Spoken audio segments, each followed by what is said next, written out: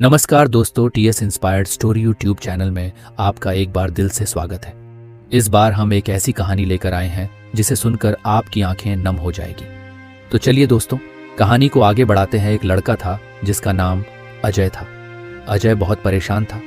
उसे समझ में नहीं आ रहा था कि वो इस परिस्थिति से कैसे निपटे।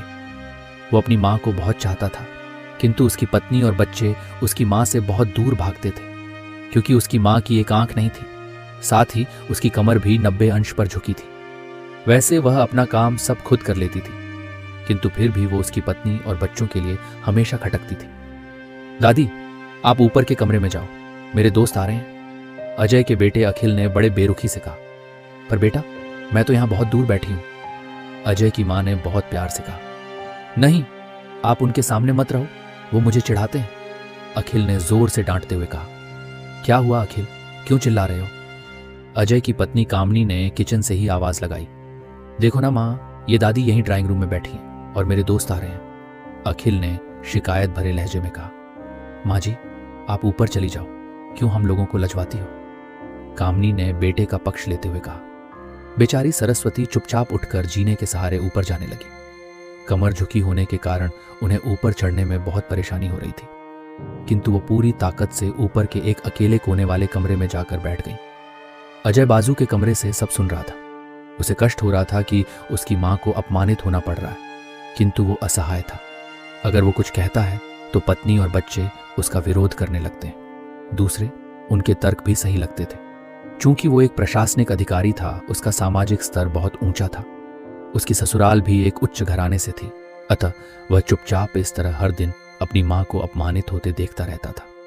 रात को अजय की पत्नी ने कहा, देखो जी, अब कुछ करो। कल कलेक्टर साहब की पत्नी आई थी, माँ जी अपनी देशी धुन में उनसे मिली।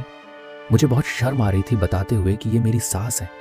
मैंने कह दिया कि दूर की रिश्तेदार हैं, इलाज कराने आई हैं। अजय को रोना आ गया, किंतु फिर भी वह चुप रहा। उसे समझ में नहीं आ रहा था कि वो क्या करे।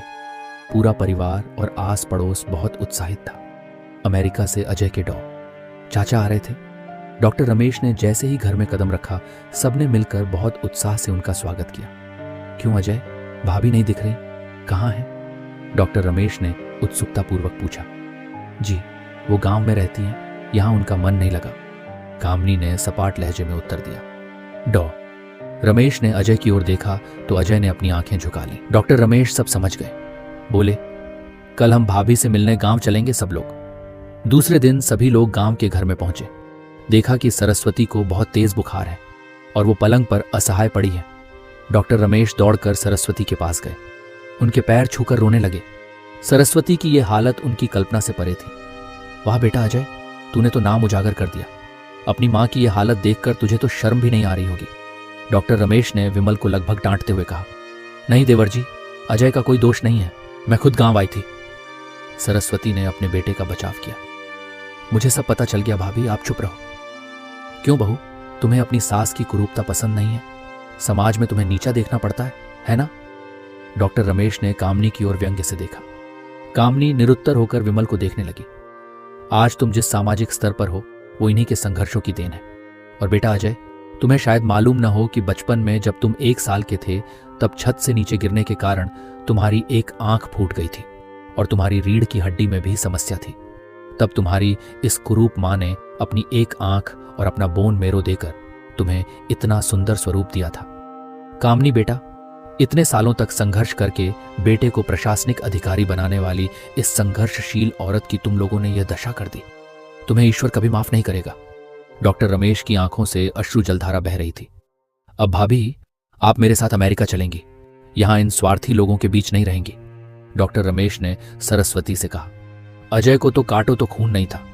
डॉक्टर रमेश जो उसके चाचा थे, उन्होंने जो राज बताया, उसके बाद तो अजय को यही लग रहा था कि उससे बड़ा पापी इंसान इस दुनिया में कोई और है ही नहीं। वह दौड़ता गया और मां सरस्वती के कदमों से लिपट गया। मां, मेरा अपराध अक्षम्य है, मैं जानबूझकर चुप्पी साधे रहा, आपका अपमान करवाता रहा।